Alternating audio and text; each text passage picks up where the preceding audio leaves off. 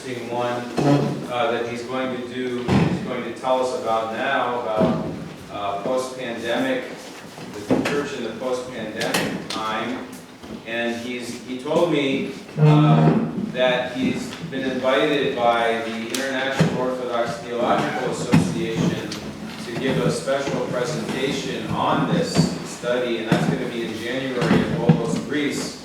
So, you know, we were talking, and I said, well, is there any way you could come, you know, to our meeting and give us a preview? So, this is really the first public presentation beyond posting the study online. So we're very privileged to have him here, and thank him for making the effort, taking a red eye, and being present with us today. So, Alexei, we look forward to your presentation. Thank you.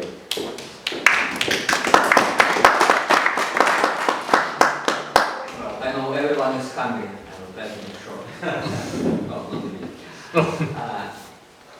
Let me start by saying that, and this is a statement, that pandemic changed the religious life in America, period. It's not just about Orthodox. And if you wanted to learn about this a little bit more, then it changed in numerous ways. Most of it will be also reflected in my presentation about Orthodox Church, but again, it goes beyond Orthodox churches. If you are interested, you can Google exploring pandemic impact on congregations. It's a multi-million project which is sponsored by Lilly Foundation, and it goes over the period of 5 years. And a lot of findings are already posted online, so exploring the pandemic impact on congregations. Myself, when I did this study, I worked very closely with my colleagues, so basically this project is a small piece in this much bigger national project which is called Exploring Pandemic Impact on Congregations. Exploring pandemic what? Exploring pandemic impact on congregations. Impact. Impact on congregations. So they have a big website, number of findings, and it is a evolving project which is again to go over the period of 5 years with multi-million support from Lilly Foundation.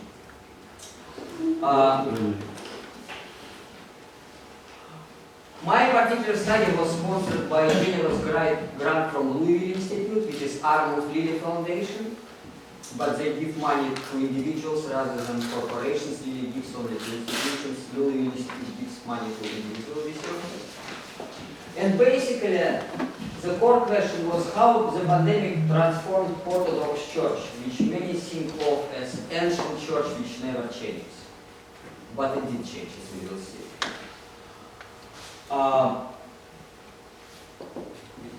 It was important for me in this study to hear both from clergy and from laity, because sometimes you have different perspectives from people in the pews and people on the pulpit.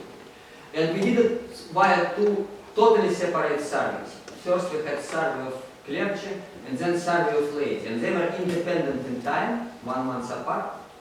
And we did survey of laity not necessarily in the same parishes where clergy were. So two samples were absolutely separate from one another.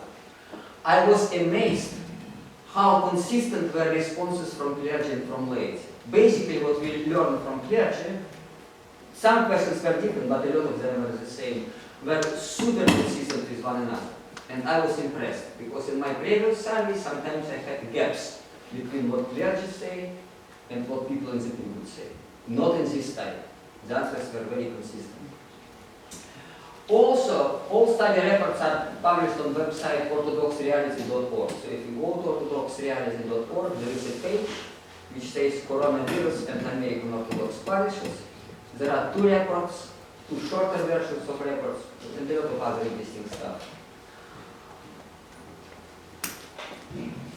But today I will focus only on 7 findings which I have thought are really interested to discuss with you, and also which might have long-term consequences for Orthodox Church life in America. One of fascinating findings was that we asked people about different forms of their church participation. you know, your overall involvement in the parish, how often you go to the church, etc., etc. And across the board, during pandemic, church participation has dropped. In other words, across the board, people go less frequently to the church. They don't feel as strongly attached to life of a parish, you know, beyond worship services. They less volunteer, etc., etc., which is sort of understandable. If you don't go to the church for some extended period of time, you get out of habit, you know. But at the same time, we ask people what happened to their personal faith. And plurality of people reported that they have become stronger in their personal faith. What we see is discrepancy. People are growing in their personal faith, but they drop from their church participation. Now, will this trend continue? Remains to be seen. But this is somewhat worrisome finding for our church leadership. People say we have stronger faith, but they don't go to church as often, they don't feel as involved as they used to be pre-pandemic. That was first interesting finding. When we think about figures, when I just mentioned decline in church participation, basically your typical median parish which is in the middle in the United States, declined by 15% in terms of in-person worship attendance, and by 17% by number of all people who are involved in the life of the parish. Now, the blue bars represent Orthodox churches. Here are data from exploring pandemic impact, your average American Christian congregation. They dropped even stronger than us, but still it is still sort of bad situation. Basically what it means, out of 7 parishioners, 1 doesn't show up in the church anymore, in your typical parish. But what is interesting, on the widespread backdrop of overall decline, about 17% of parishes increased their worship attendance by more than 20%, and 20% of parishes have grown in members by more than 20%. In other words, in these communities, in this smaller number of communities, during pandemic, attendance and membership spiked. 20% is significant increase within 5 years. And then we looked, what makes those parishes special? What happened to those 17-20% of parishes which suddenly experienced growth in members and growth in worship attendance? What we found that those parishes are, first of all, a lot of those parishes were communities which stayed open through pandemic no matter what. In some places it was legally possible, in some places it was done illegally, but bottom line is, most of those parishes were those who never closed their doors. And sure enough, they picked up a number of folks from other churches, who didn't want, stop their church attendance. Also, interestingly enough, those are parishes which do not offer their worship services online. Also, those parishes are sort of experimental parishes. In most of those parishes, parishioners strongly agree with statement, our parish is always willing to try new things and to meet new challenges. In other words, they think out of the box, they experiment with new things, they adjust to new circumstances. And also, those parishes tend to be sort of very intentional Orthodox communities because members strongly agree with statement, our parish expects parishioners to strictly follow the practices of Orthodox Church, like weekly attendance, etc., etc. So you have a combination of two. Experimental thinking, but then very strict followance of all Orthodox Church requirements. Also, in those parishes which spiked in members, there was a unity among parishioners in terms of how to handle pandemic, in terms of safety protocols. Some of them didn't change anything and said, okay, we just keep going, no masks, Holy Communion the same way, from the same chalice. In some, they were exactly opposite, but bottom line was that there was no conflict within communities. The whole parish community decided it one way or other. They were not divided by conflicts. And also, sort of predictably, a lot of those parishes are led by convert clergy and most of their members are converts. So this is a typical portrait of a parish which has become much stronger through pandemic. Also, we looked at different parish ministries, and what we found that the greatest victim of pandemic is religious education for children. Yes, parishes dropped in worship attendance. Yes, parishes declined in members. But even more was affected religious education of children.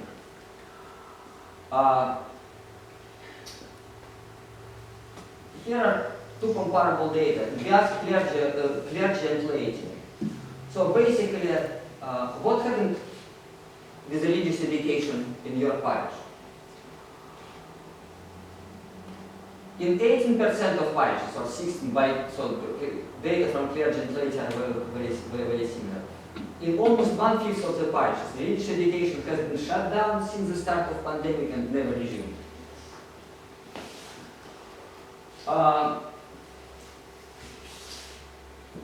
In about 40 to 45%, religious education was switched to online mode, and then it came back to in-person. And in about 30%, 87% of our parishes, religious education for children remained in person through pandemic. Could you go back one? Yes. What's the white on the end? Yes. So the same question was asked in EPIC survey, but 3 options to respond were the same for EPIC survey. The other options were different. So we have comparable data for first 2 options, for first 3 options, but we don't have comparable data for other options to respond. If we would measure it in actual numbers, we found that compared to pre-pandemic, your typical American parish misses currently about 1/3 students in their religious education classes. So out of 3 children or young people, 3 teenagers, 1 does not show up or does not participate in religious education anymore. So drop by 1/3. So 1/3 of young people are gone from religious education compared to pre-pandemic. Now, in case of education for adults, we actually picked up. So pandemic was good in terms of more people are involved in Bible studies in parishes, adults. But we lost 1/3 of our young people participating in religious education. And this was the greatest negative impact of pandemic on American Orthodox parishes. And those figures, this data came from the survey of clergy. When we asked parishioners, 30% of parents reported either complete withdrawal of their children from parish religious education or decline in their participation. But what was also interesting, we looked at different parishes, and those parishes which never switched to online education for children, they either kept number of their students or even increased. And then we had focus groups with clergy and with lay people, and the finding was very simple. Switching religious education to online format is killer for children's religious education.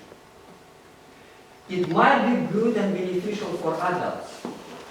You have big day, people don't feel like driving to the church, and if you have already engaged people, it actually could be good for adults religious education. But don't switch online religious education for children and teenagers. They need to be in physical classes.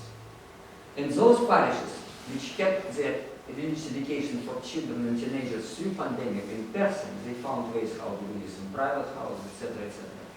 They benefited from this. And another thing which we found also in this study, well, adults sort of would fall out of habit of going to the church if the church is closed, for 2, 3, 4 months. But with children and teenagers, it happens even faster. So you interrupt your Sunday school attendance once a week or every second week. And then you interrupt it for 1 month, for 2, for 3, they don't come back.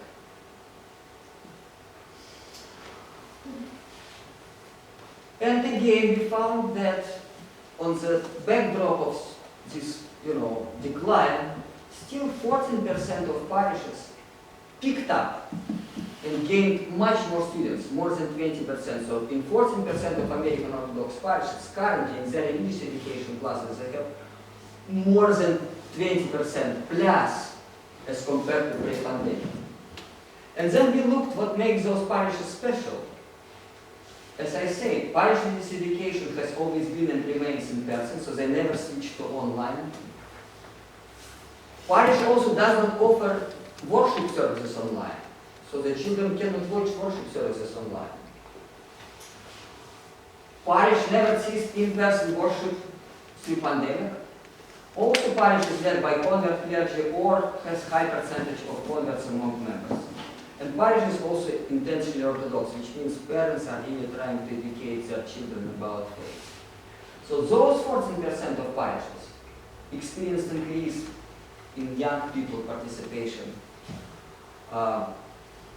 in religious education. And then, when we looked at different factors, main conclusion was very simple. If you want young people, and again, we are not talking about adults, if you want young people, children and teenagers, to participate in faith formation programs, two things are crucial.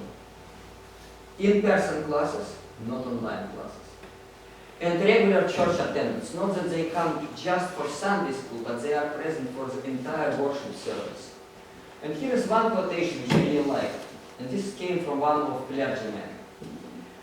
Make them more involved in the church service and explain that religious education is part of preparation for liturgical activity. Get them involved in singing, serving, bell ringing, etc. And they will be there for education classes and events. So, in other words, make religious education meaningful to them. Explain that this is preparation to be actively involved in sacramental activities. And then children will be excited.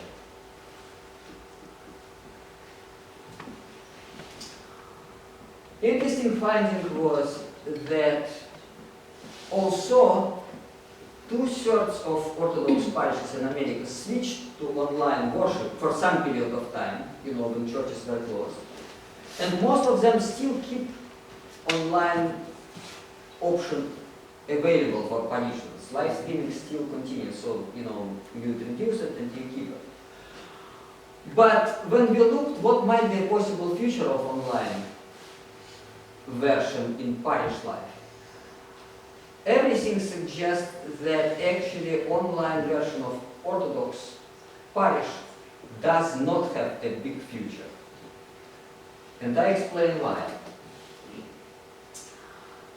So on the one hand, when you compare clergy and parishioners, more than half of parishioners say that in principle they still wanted to have online option to attend. So they say, okay, I'm in favor of having in my parish online option, which is not case of clergy. In case of clergy, it's minority. So majority of clergy are against of keeping in their parishes online services. So you can say, okay, all right, more than half of parishioners are voting for having online services as an option. So why there is no future for, for online life in those parishes? Well, we ask the question, if you had a choice and COVID-19 was not a concern at all, would you prefer to participate in the following, in person or online? Sunday liturgy, 88% in person only, 11% mixture of, online, on in person, only 1% say online. Same day for weekday services, same thing for confessions, counseling with priests. What was most amazing for me, even when they asked, how about parish business meetings?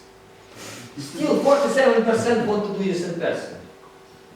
And 42% say, yeah, maybe mixture of person and online. And only 11% say they wanted to do this online. Business meetings of a parish. So basically people in the pews tell us that it is nice to have online option, but as far as me concerned, I prefer to do things in person. and not only come for worship services, but for all other parish-related activities. So this is why we are saying that it doesn't seem that online church will become a widespread of version of church in case of Orthodox community in the United States. What also was very interesting, when we look at this picture and then we look at questions, at the same question separately for different age categories, I was thinking that among young people, support for online parish would be stronger. It turned out to be opposite way. In other words, our younger respondents were stronger supporters of in-person activities in all spheres of church life. And they were less in favor, less, not more, but less in favor of having online option to attend in principle. This was very interesting finding. So older people were more like, okay, that's fine, we can do this online. Younger people say, no, in person. Now, do we need to totally kill online activities in our churches? The answer is no. Because we found at least 2 areas of church life where online version is beneficial. One I mentioned already, religious education for adults. Apparently it works. It works quite well, you have more people participating, etc., etc. The second area is work with prospective catechumens. So you have inquiries about Orthodox faith, potential converts, and for this type of activities, online version also works quite well. So online options should be available. It's good to have this online option, but it will be not flourishing in our Orthodox churches anytime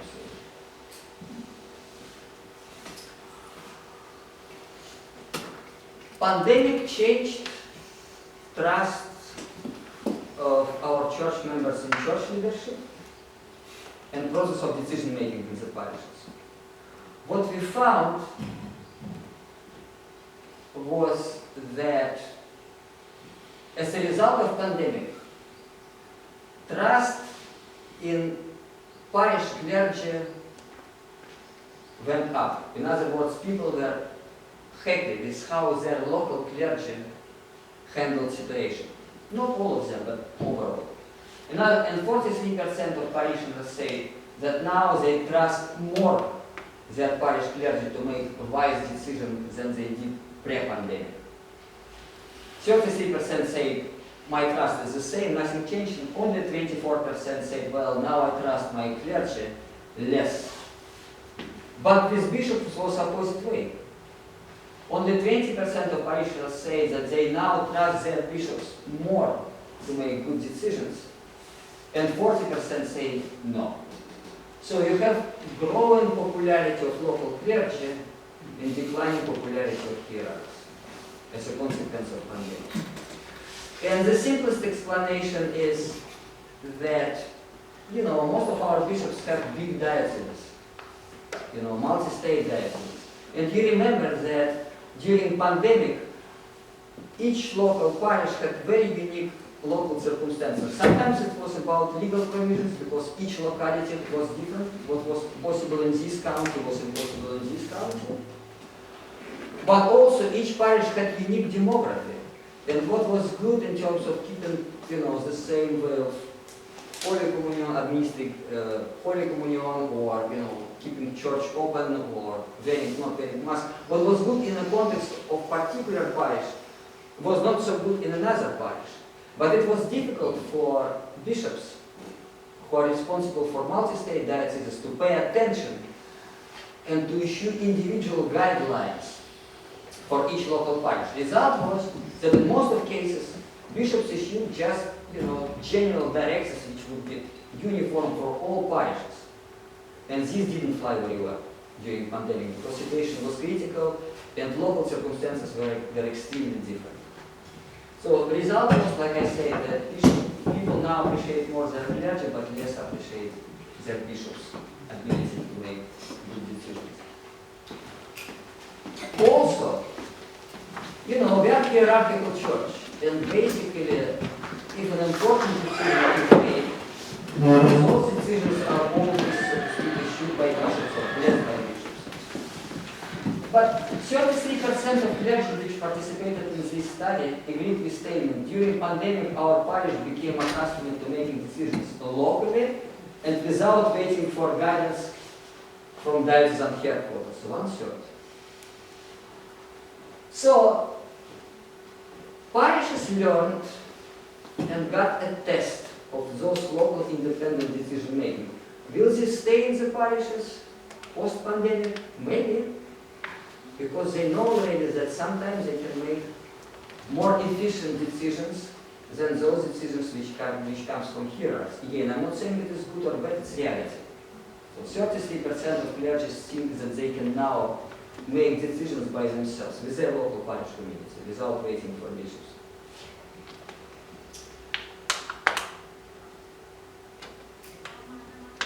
And this comes from the survey of laity. So this is what clergy told us, and this is what parishioners tell us.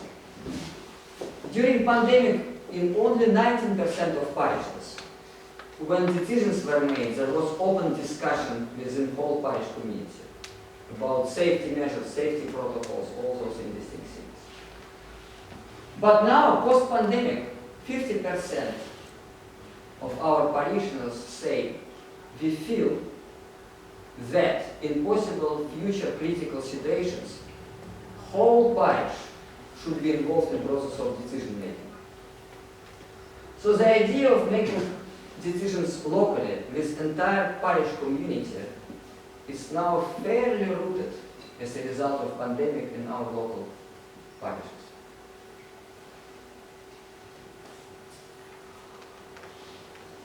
And this was probably the most interesting finding. We asked very general question.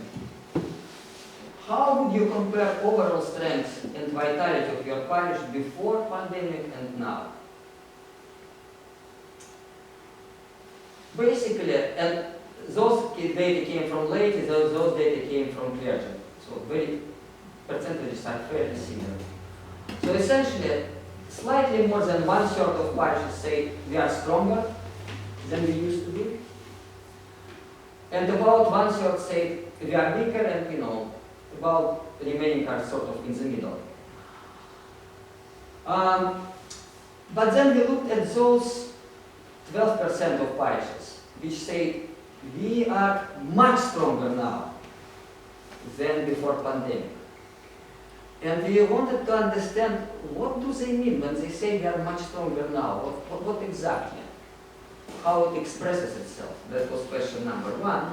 And question number 2, okay, you tell us why you are stronger now, but what is special about those parishes? Why those 13% of parishes spiked in their vitality as a result of pandemic?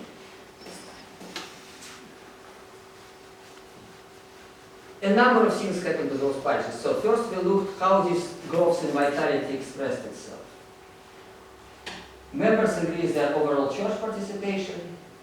Members also report that many more their fellow parishioners show up at worship services. Members increase their giving to parishes. More children participate in religious education programs. Also, parishioners in those parishes say that they have now much stronger personal faith. Parishioners also feel much stronger trust in their clergy ability to make wise decisions. And also, parishioners are now much more optimistic about ability of their fellow parishioners to work together across their differences. So no matter that we may have different opinions about COVID, we are still can make joint decisions. And here are charts which just show differences with regard to all those statements which I just showed. So basically, green bars represented those parishes which reported that they are now much stronger in their vitality. So on all those, and this is all other parishes, blue are all other parishes. And you can see this is percentage of members reporting, for example, looked in terms of growth in total membership, never closing parishes and intentionally closed parishes picked up more members than experimental parishes. And compared to never closing parishes, more members in intentionally Orthodox parishes also reported growth in their personal faith. But then, experimental parishes were winners in terms of financial giving. In the experimental parishes, many more members started to give more to the parish. And also, experimental parishes were especially successful in building better communities among parishioners. In those parishes, more members agree that as a result of pandemic, our parishioners can work jointly and across the differences. So you have this overall portrait of those 12-13% of parishes which spiked in vitality, but in reality you have three different groups: experimental parishes, never closing parishes, and intentionally Orthodox parishes. You have three past three pandemics which were relatively successful compared to other parishes.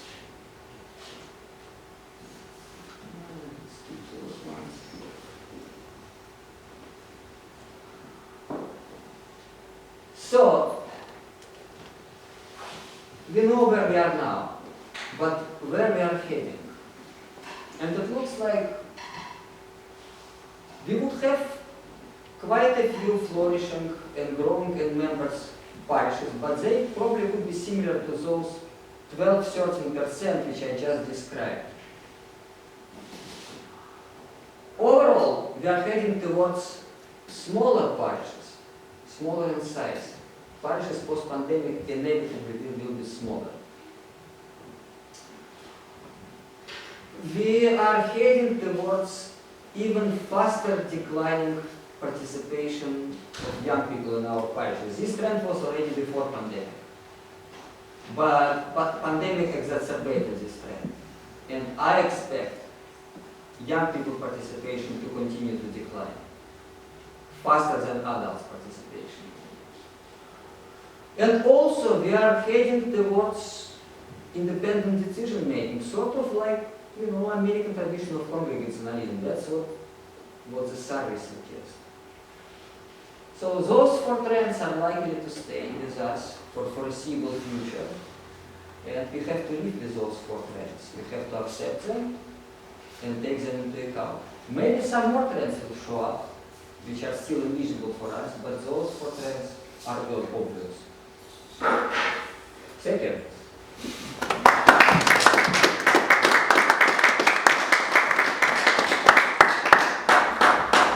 Looked in terms of growth in total membership, never closing parishes and intentionally closed parishes picked up more members than experimental parishes. And compared to never closing parishes, more members in intentionally Orthodox parishes also reported growth in their personal faith.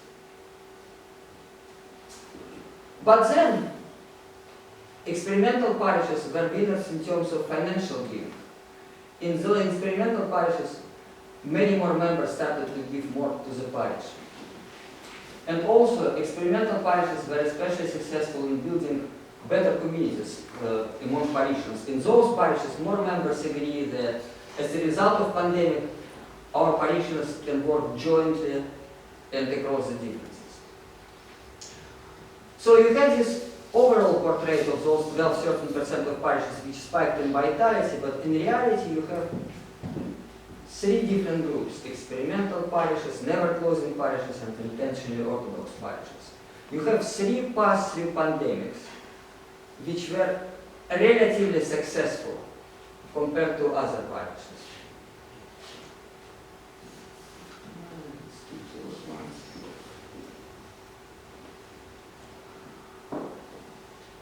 So, we know where we are now, but where we are heading. And it looks like we would have quite a few flourishing and growing in members parishes, but they probably would be similar to those 12-13% which I just described. Overall, we are heading towards smaller parishes, smaller in size. Parishes post-pandemic inevitably will be smaller. We are heading towards even faster declining participation of young people in our parishes. This trend was already before pandemic. But pandemic exacerbated this trend. And I expect young people participation to continue to decline faster than adults participation.